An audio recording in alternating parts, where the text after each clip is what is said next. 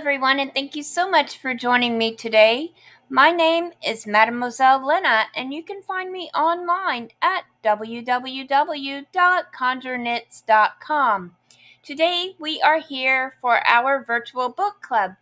We are currently reading Wizard's First Rule by Terry Goodkind.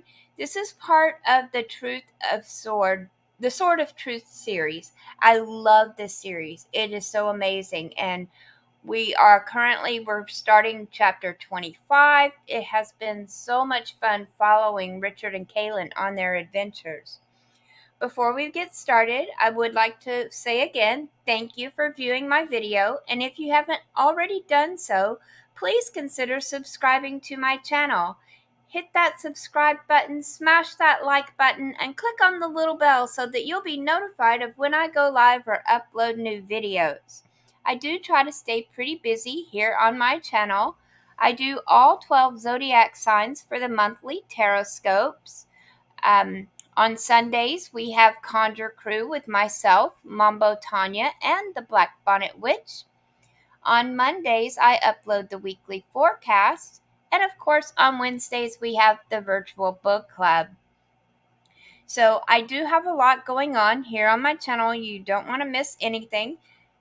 I also have a Patreon page that if you would like to get your zodiac teroscopes up to 2 weeks earlier than the general public, you can go subscribe to my Patreon and you can get all kinds of extra bonuses there.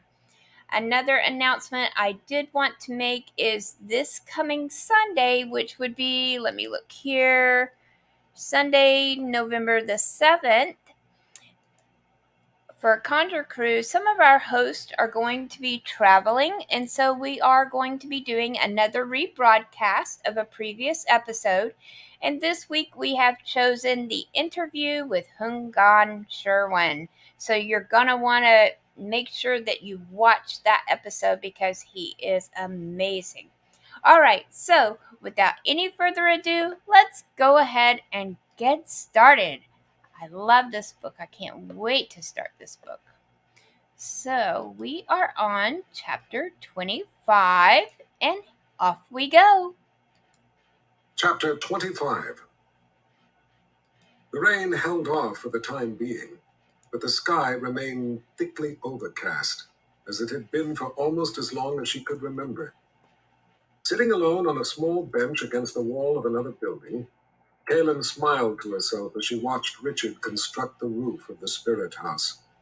Sweat ran off his bare back, over the swell of his muscles, over the scars where the guard's claws had raked his back. Richard was working with Savidlin and some other men, teaching them. He had told her he didn't need her to translate, that working with one's hands was universal, and if they had to partly figure it out themselves, they would understand it better and have more pride in what they had done. Savidlin kept jabbering questions Richard didn't understand. Richard just smiled and explained things in words the others couldn't understand, using his hands in a sign language he invented as needed. Sometimes the others thought it hilarious, and all would end up laughing. They had accomplished a lot for men who didn't understand each other. At first, Richard hadn't told her what he was doing. He just smiled and said she would have to wait and see. First, he took blocks of clay, about 1 by 2 feet, and made wave-like forms. Half the block's face was a concave trough, like a gutter. The other half a long, rounded hump. He hollowed them out and asked the women who worked the pottery to fire them. Next, he attached 2 uniform strips of wood to a flat board, 1 to each side, and put a lump of soft clay into the center. Using a rolling pin, he flattened the clay, the 2 strips of wood acting as a thickness gauge. Slicing off the excess at the top and bottom of the board, he ended up with slabs of clay of a uniform thickness and size, which he draped and smoothed over the forms the women had fired for him. He used a stick to poke a hole in the 2 upper corners. The women followed him around, inspecting his work closely.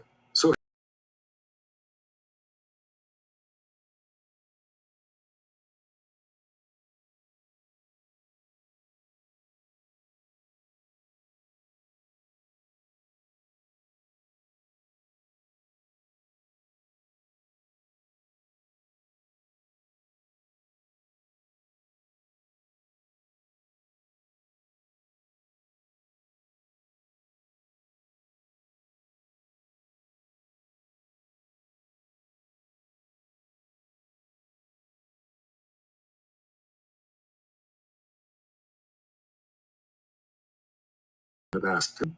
Yes, he had said with a smile.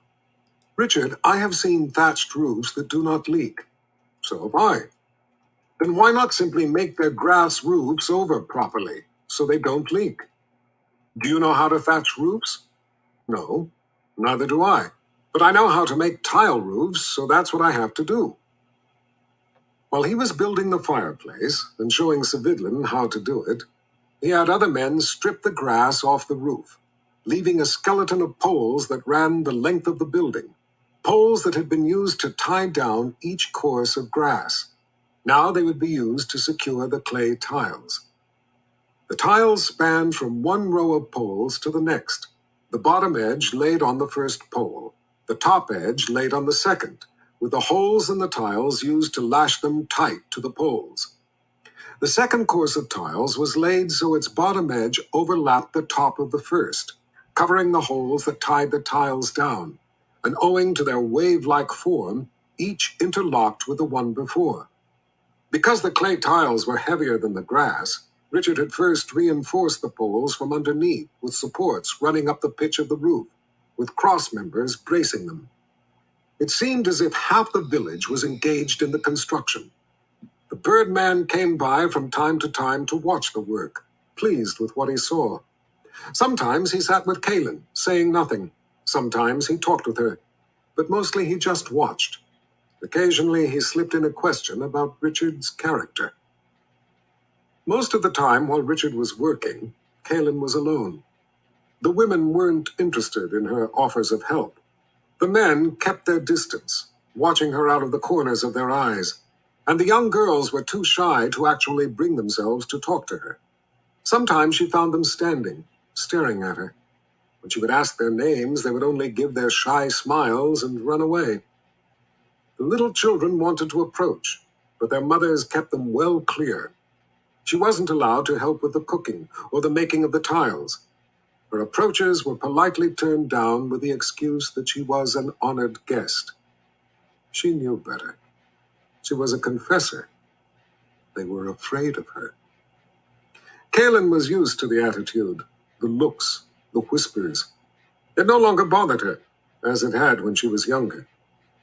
She remembered her mother smiling at her, telling her it was just the way people were, and it could not be changed, that she must not let it bring her to bitterness, and that she would come to be above it someday. She had thought she was beyond caring, that it didn't matter to her, that she had accepted who she was, the way life was, that she could have none of what other people had, and that it was all right.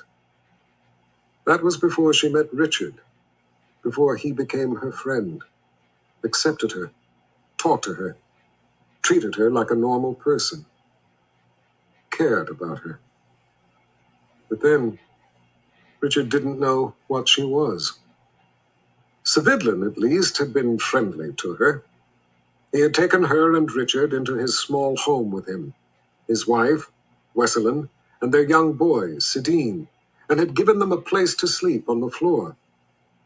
Even if it was because Savidlin had insisted, Wesselin had accepted Kaylin into her home with gracious hospitality, and did not show coldness when she had the chance, unseen by her husband, to do so. At night, after it was too dark to work, Sidine would sit wide-eyed on the floor with Kaylin as she told him stories of kings and castles, of far-off lands and of fierce beasts. He would crawl into her lap and beg for more stories and give her hugs. It brought tears to her eyes now to think of how Wesselin let him do that, without pulling him away. How she had the kindness not to show her fear. When Sidine went to sleep, she and Richard would tell Savidlin and Wesselin some of the stories of their journey from Westland. Savidlin was one who respected success in struggle, and listened with eyes almost as wide as his son's had been. The Birdman had seemed pleased with the new roof. Shaking his head slowly, he had smiled to himself when he had seen enough to figure out how it would work. But the other 6 elders were less impressed. To them, a little rain dripping in once in a while seemed hardly enough to become concerned about. It had done so their whole life, and they were resentful of an outsider coming in and showing them how stupid they had been. Someday, when one of the elders died, Savidlin would become one of the six. Kalen wished he were one now, for they could use such a strong ally among the elders. Kalen worried about what would happen when the roof was finished, about what would happen if the elders refused to ask to have Richard named one of the Mud People. Richard had not given her his promise that he wouldn't hurt them. Even though he was not the kind of person to do something like that, he was the Seeker. More was at stake than the lives of a few of these people. Much more. The Seeker had to take that into account. She had to take that into account. Kalen didn't know if killing the last man of the quad had changed him, made him harder. Learning to kill made you weigh matters differently, made it easier to kill again. That was something she knew all too well. Kalen wished so much he had not come to her aid when he had. Wished he had not killed that man. She didn't have the heart to tell him it was unnecessary. She could have handled it herself. After all, one man alone was hardly a mortal danger to her. That was why Rawl always sent 4 men after confessors. 1 to be touched by her power, the other 3 to kill him and the confessor. Sometimes only 1 was left, but that was enough after a confessor had spent her power. But 1 alone? He had almost no chance. Even if he was big, she was faster. When he swung his sword, she would have simply jumped out of the way. Before he could have brought it up again, she would have touched him, and he would have been hers. That would have been the end of him. Kayla knew there was no way she could ever tell Richard that there had been no need for him to kill. What made it doubly bad was that he had killed for her, but thought he was saving her. Kayla knew another quad was probably already on its way. They were relentless. The man Richard had killed knew he was going to die, knew he didn't stand a chance alone against a confessor, but he came anyway. They would not stop, did not know the meaning of it, never thought of anything but their objective. And they enjoyed what they did to confessors. Even though she tried not to, she couldn't help remembering Denis. Whenever she thought of the quads, she couldn't help remembering what they had done to Denis. Before Kaylin had become a woman, her mother had been stricken with a terrible sickness, one no healer was able to turn back. She had died all too quickly of the awful wasting disease. Confessors were a close sisterhood. When trouble struck one, it struck all. Denis's mother took in Kaylin and comforted her. The 2 girls, best friends, had been thrilled that they were to be sisters, as they called themselves from then on, and it helped ease the pain of losing her mother. Denis was a frail girl, as frail as her mother. She did not have the strength of power that Kaylin did, and over time, Kaylin became her protector, guardian, shielding her from situations that required more force than she could bring from within.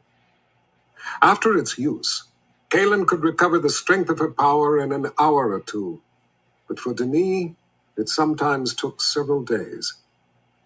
On one fateful day, Kaylin had been away for a short time, taking a confession from a murderer who was to be hanged, a mission that was to have been Denis's.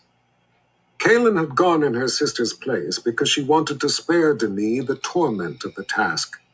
Denis hated taking confessions, hated seeing the look in their eyes. Sometimes she would cry for days after. She never asked Kaylin to go in her stead. She wouldn't.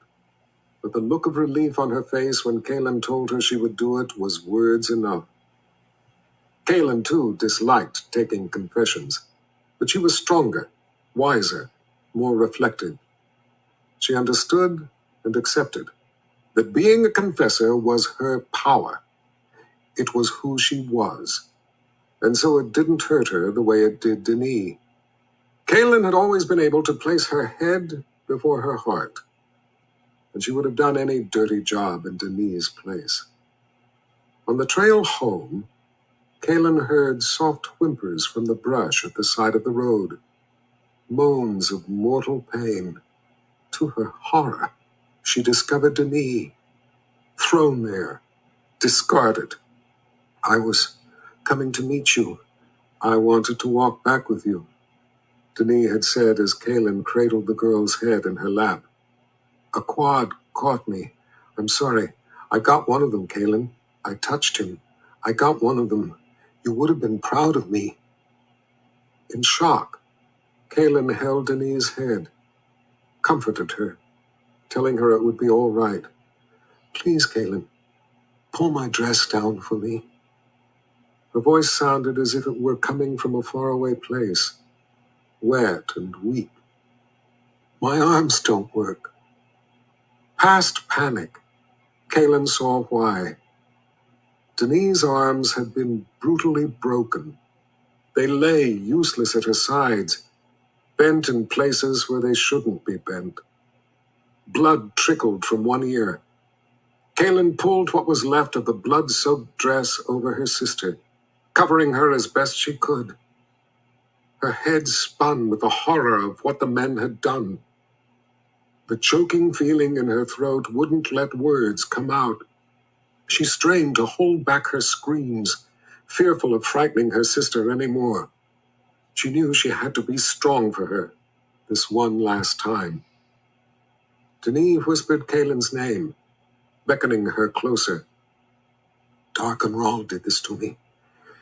He wasn't here, but he did this to me.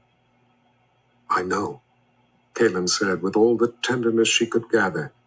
Lie still. It will be all right. I will take you home. She knew it was a lie, knew Denis would not be all right. Please, Kaelin, she whispered. Kill him. Stop this madness. I wish I was strong enough. Kill him for me. Anger boiled up in her. It was the first time Kaelin had ever wanted to use her power to hurt someone, to kill someone. She had gone to the brink of feeling something she had never felt before or since.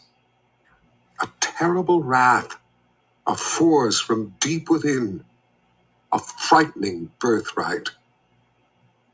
With shaking fingers, she stroked Denis' bloody hair. I will, she promised. Denis relaxed back in her arms. Kaelin took off the bone necklace and placed it around her sister's neck. I want you to have this. It will help protect you. Thank you, Kaelin. She smiled, tears rolling from her wide eyes down the pale skin of her cheeks. But nothing can protect me now. Save yourself. Don't let them get you. They enjoy it. They hurt me so much, and they enjoyed it. They laughed at me. Kaelin closed her eyes against the sickening sight of her sister's pain, rocked her in her arms, and kissed her forehead. Remember me, Kaelin. Remember the fun we had. Bad memories? Kaelin's head snapped up, jolted out of her thoughts. The Birdman stood beside her, having come up silently, unnoticed. She nodded, looking away from his gaze. Please forgive me for showing weakness, she said, clearing her throat as her fingers wiped the tears from her face. He regarded her with soft brown eyes and sat lightly beside her on the short bench. It is not a weakness, child, to be a victim. She wiped her nose on the back of her hand and swallowed back the wail that was trying to fight its way out of her throat. She felt so alone. She so missed Denis. The Birdman put his arm tenderly around her shoulder and gave her a short, fatherly hug. I was thinking of my sister, Denis. She was murdered by order of Darkenrall. I found her. She died in my arms. They hurt her so bad. Rawl is not content to kill.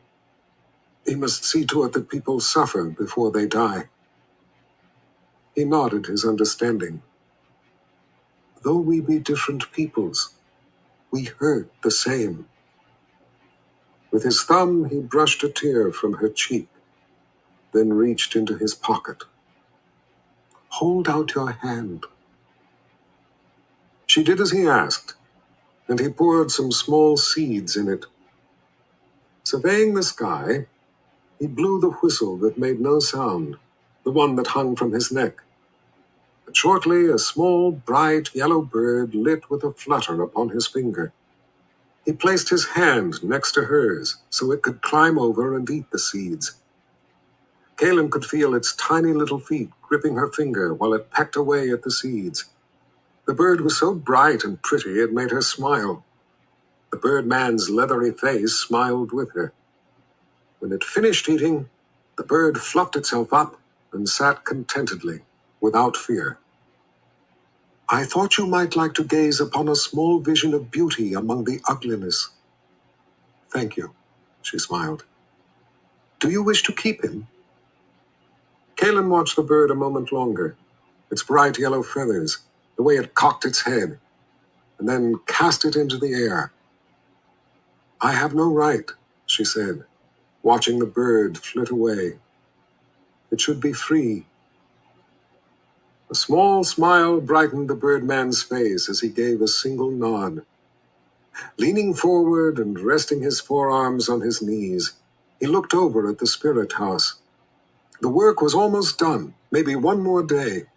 Long silver-gray hair slipped off his shoulders and down around his face, hiding his expression from her. Kaelin sat a while and watched Richard working on the roof. She ached to have him hold her right now, and hurt all the more because she knew she couldn't allow it. You wish to kill him, this man, dark and Rawl? He asked without turning to her. Very much. And is your power enough? No, she admitted. And does the Seeker's blade have enough power to kill him? No. Why do you ask? The clouds were getting darker as the day was drawing to an end. Light rain was beginning to fall once more, and the gloom among the buildings was deepening. As you said yourself, it is dangerous to be with a confessor who is in great want of something. I think this is also true of the Seeker, maybe even more so. She paused a moment, then spoke softly. I do not wish to put words to what Dark and Rawl did with his own hands to Richard's father. It would make you fear the Seeker all the more. But know that Richard would also have let the bird fly free. The birdman seemed to laugh without sound. You and I are too smart for these tricks with words. Let us speak without them. He sat back and folded his arms across his chest. I have tried to tell the other elders what a wonderful thing the Seeker is doing for our people. How good it is that he is teaching us these things. But they are not so sure, as they are set in their ways and can be stubborn, sometimes almost beyond my tolerance. I fear what you and the Seeker will do to my people if the elders say no. Richard has given you his word that he will not harm your people. Words are not as strong as a father's blood, or as strong as a sister's. Kaelin leaned back against the wall, pulling her cloak around her, shutting out the wet breeze. I am a confessor because I was born so. I did not seek the power. I would have chosen otherwise, would have chosen to be like other people. But I must live with what I was given and make the best of it. Despite what you may think of the confessors, despite what most people think, we are here to serve the people, to serve the truth. I love all the people of the Midlands and would give my life to protect them, to keep them free. That is all I wish to do. And yet I am alone. Richard keeps his eyes on you. He watches over you, cares for you. She looked over out of the corner of her eye. Richard is from Westland. He does not know what I am. If he knew... The Birdman lifted his eyebrow at hearing this. For one who serves the truth, please do not remind me. It is trouble of my own making, with consequences I must bear, and fear greatly. And that only proves my words. The Mud People live in a land distant from the other peoples. That has given them the luxury of being out of the reach of trouble in the past. This trouble has long arms. It will reach you. The elders can argue against helping all they want, but they will not be able to argue against the fangs of truth. All of your people will pay the price if these few put pride before wisdom. The Birdman listened carefully, respectfully. Kalen turned to him. I cannot honestly say at this moment what I will do if the elders say no. It is not my wish to harm your people, but to save them from the pain I have seen. I have seen what Darken Rahl does to people. I know what he will do. If I knew I could somehow stop Rahl by killing Savidlin's precious little boy, I would do it without hesitation, with my bare hands if need be. Because as much as the doing of it would wound my heart, I know I would be saving all the other precious little children.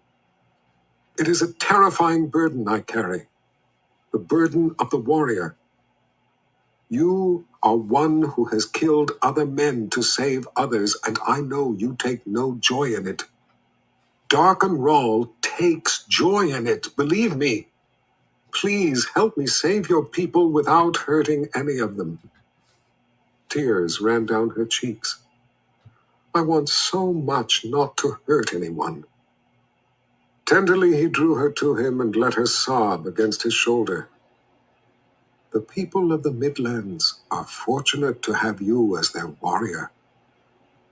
If we can find the thing we seek, and keep it from Darken Rahl until the first day of winter, he will die. No one else will have to be hurt. But we must have help to find it.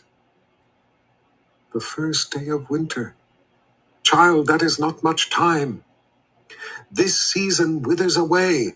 The next will be here soon. I do not make the rules of life, honored elder. If you know the secret to stopping time, please tell me that I might make it so. He sat quietly, without an answer. I have watched you among our people before. You have always respected our wishes, never acted to bring us harm. It is the same with the Seeker. I am on your side, child. I will do my best to win over the others. I only hope my words to them will be enough. I wish my people to come to no harm. It is not the Seeker or me you must fear if they say no, she said as she lay against his shoulder, staring off at nothing in particular. It is the one from Dahara. He will come like a storm and destroy you. You have no chance against him. He will butcher you. That night, in the warmth of Savidlin's home, sitting on the floor, Kalen told Sidine the story of the fisherman who turned into a fish and lived in the lake, cleverly stealing bait from hooks without ever being caught. It was an old story her mother had told her when she was as little as he. The wonder in his face made her remember her own excitement when she had first heard it. Later, while Wesselin cooked sweet roots, the pleasant aroma mingling with the smoke, Savidlin showed Richard how to carve proper arrow points for different animals, harden them in the coals of the cooking fire, and apply poison to their tips. Kalen lay on a skin on the floor with Sidine curled up in a ball, snuggled asleep against her stomach as she stroked his dark hair. She had to swallow back the lump in her throat as she thought about how she had told the Birdman she would even be willing to kill this little boy. She wished she could take back those words. She hated that it was true, but wished she had not put words to it. Richard hadn't seen her talking to the Birdman, and she did not tell him of their conversation. She saw no point in worrying him. What would happen would happen. She only hoped the elders would listen to reason. The next day was windy and exceptionally warm, with occasional periods of driving rain. By early afternoon, a crowd had gathered at the spirit house as the roof was completed and a fire started in the new fireplace. Cries of excitement and wonder rose from the people when the first wisps of smoke emerged from the chimney. They peeked in the doorway to see the fire burning without filling the room with smoke. The idea of living without smoke in their eyes seemed as thrilling as living without water dripping on their heads. A wind-driven rain like this was the worst. It went right through the grass roofs. Everyone watched with glee as water ran off the tiles of the roof and none went inside. Richard was in a good mood as he climbed down. The roof was finished. It didn't leak. The fireplace drew well, and everyone was joyous because of what he had done for them. The men who had helped were proud of what they had accomplished, what they had learned. They acted as guides, excitedly showing off the finer points of the construction. Ignoring the onlookers, stopping only to strap on his sword, Richard headed for the center of the village, where the elders waited under one of the open-pole buildings. Kalen fell in to his left, Savidlin to the right, intending to stand up for him. The crowd watched him go, then swept behind, spilling around the buildings, laughing and shouting. Richard's jaw was set tight. "Do you think you need to take the sword?" she asked. He looked to her as he continued his long strides. He smiled crookedly. Rainwater ran from his wet, matted hair. "I am the Seeker." She gave him a disapproving look. "Richard, don't play games with me. You know what I mean." His smile widened. "I'm hoping it will serve as a reminder of why they should do the right thing."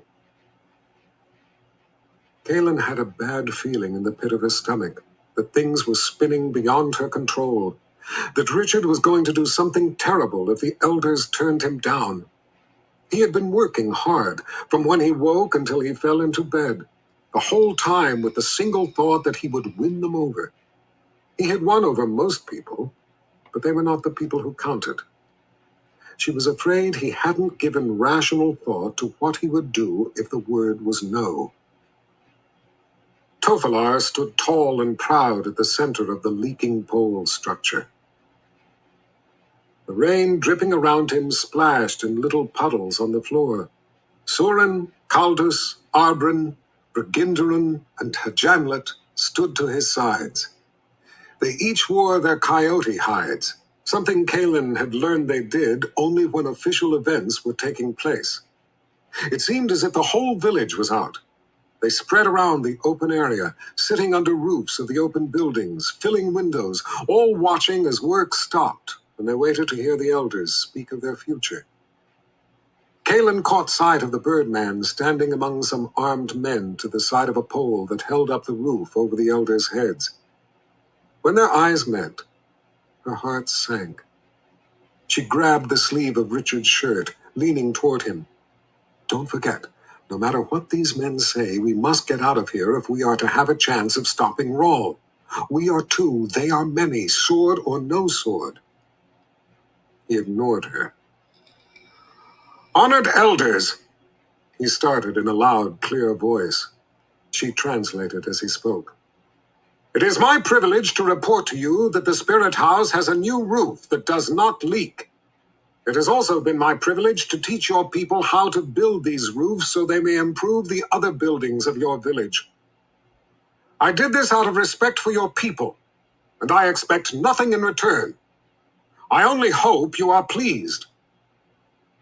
The six stood grim-faced as Kalen translated. There was a long silence when she finished. At last, Tofalar spoke in a determined voice. "We are not pleased."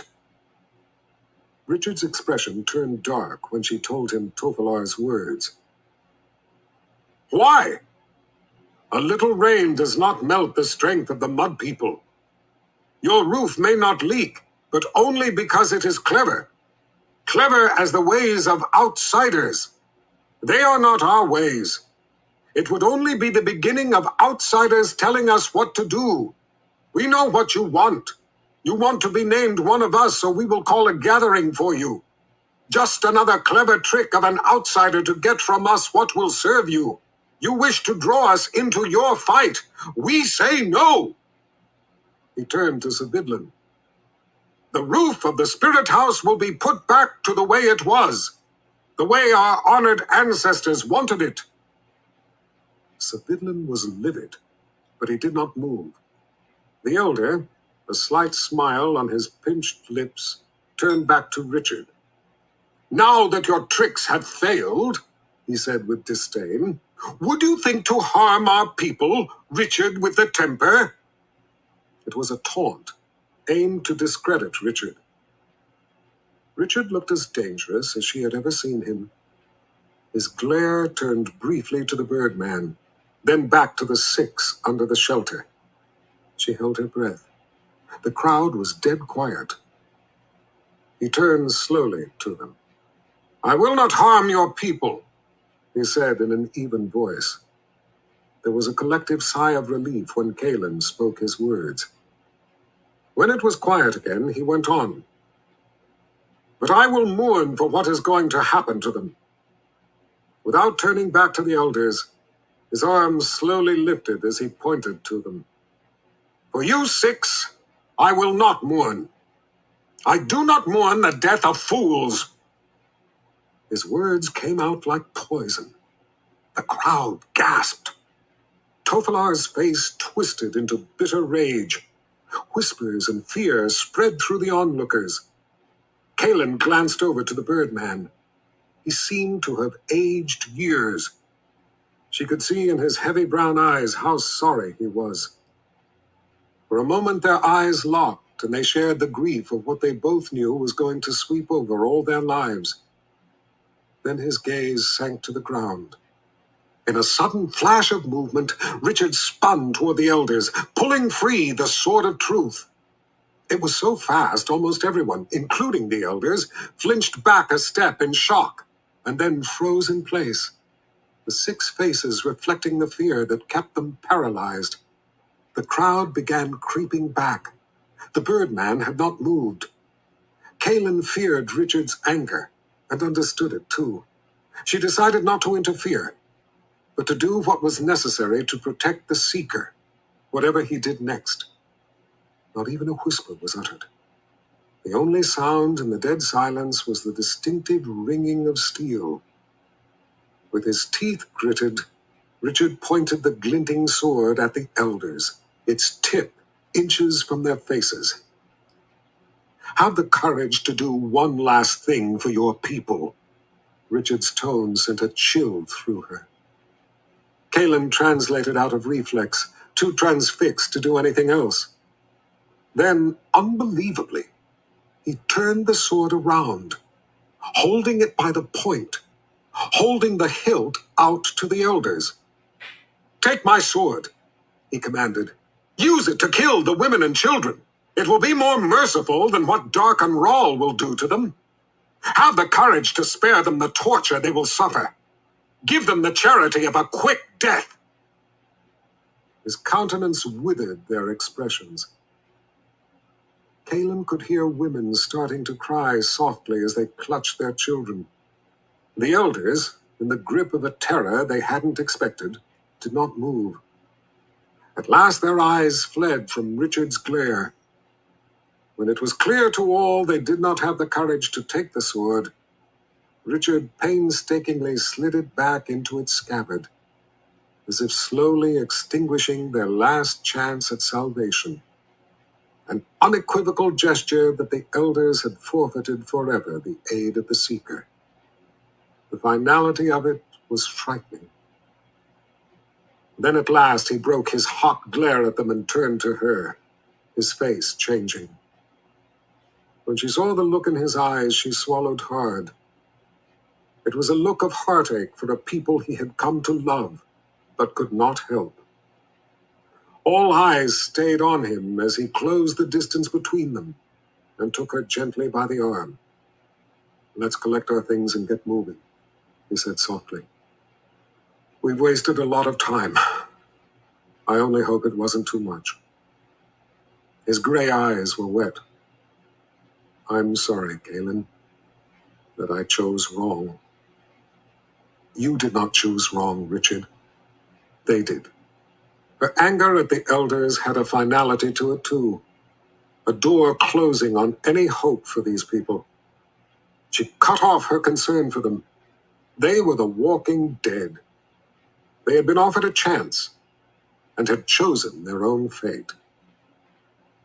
When they passed Savidlin, the two men locked arms for a moment without looking at each other. No one else made a move to leave. They stayed and watched the two outsiders walk quickly among them. As they passed, a few reached out and touched Richard, he returning the wordless sympathy with a squeeze of his hand on their arms, unable to bear meeting their eyes. They gathered up their things from Savidlin's house, stuffing their cloaks into the packs. Neither spoke. Kalen felt empty, drained. When their eyes met at last, they suddenly came together in a wordless embrace. A shared grief for their new friends, for what they both knew would happen to them. They had gambled with the only thing they had, time, and lost. When they separated, Kaelin put the last of her things in the pack and closed the flap. Richard pulled his cloak back out. She watched as he pushed his hand inside and rummaged around, an urgency to his search. He went to the doorway for light and looked inside as he moved items roughly about. The arm holding the pack lowered and his face came up to hers, alarm in his expression. The nightstone is gone. The way he said it frightened her. Maybe you left it out somewhere. No, I never took it out of my pack, never. Kaelin didn't understand why he seemed so panicked about it. Richard, we don't need it now. We are through the pass. I'm sure Addie will forgive its loss. We have more important things to worry about. He took a step closer to her. You don't understand. We have to find it. Why? She frowned. Because I think that thing can wake the dead. Her mouth fell open. Kaelin, I've been thinking about it. Do you remember how nervous Addie was when she gave it to me? How she kept looking around until it was put away? And when did the shadow things in the past start coming for us? After I took it out, remember? Her eyes were wide. But even if someone else used it, she said it would only work for you. She was talking about it giving off light. She said nothing about waking the dead. I can't believe Addie wouldn't warn us. Kaelin looked away, thinking. Her eyes closed as a wave of realization swept over her. Yes, she did, Richard. She warned you with a sorceress's riddle. I'm sorry I never gave it a thought. That is the way of a sorceress. She will not always come right out with what she knows, with a warning. She will sometimes put it in the form of a riddle.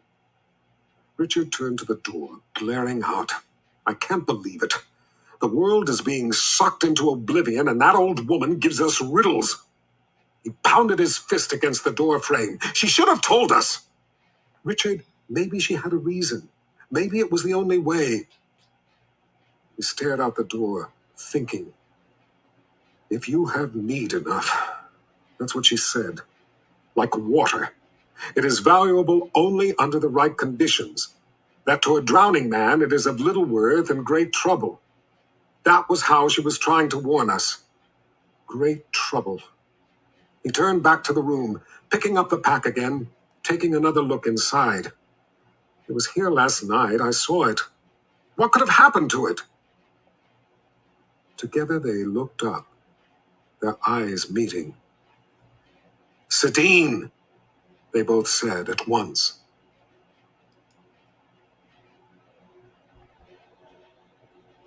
Wow. Okay.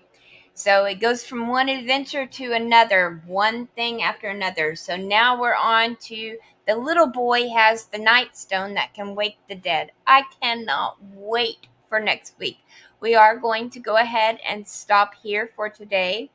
the next chapter is a full hour long, and so we're going to continue that next Wednesday.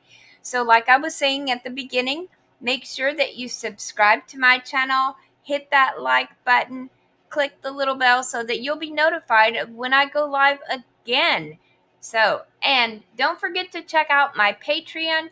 I did drop the link in the description box below, and I can't wait. I can't wait. I'm not going to look ahead though. I'm really not. But I can't wait to continue this book next Wednesday. All right, guys. Love you bunches. Shalom.